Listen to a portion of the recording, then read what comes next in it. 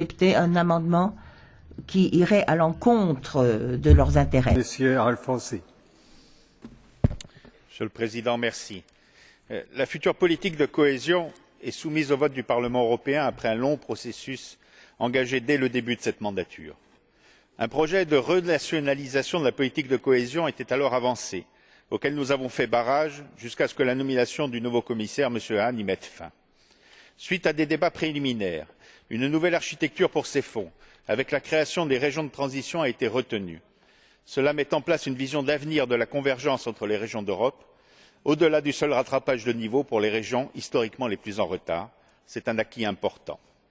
Sur le contenu, chacun des fonds apporte des novations appréciables.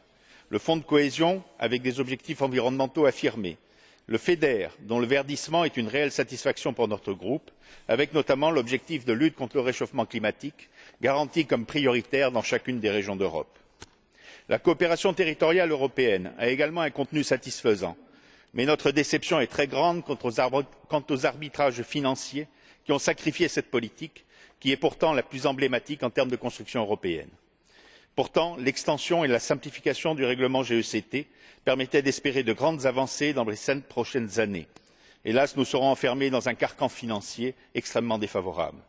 Au plan général, le Parlement a insisté pour obtenir des objectifs de simplification administrative. Espérons qu'ils seront tenus.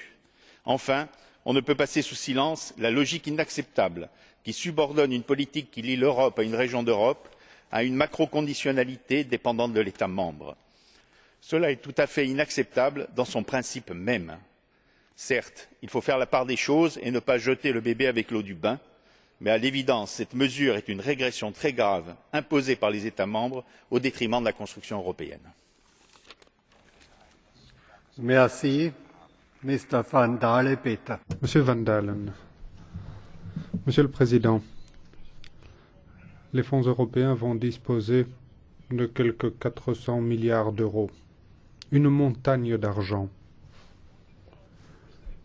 Reste à voir comment cet argent va être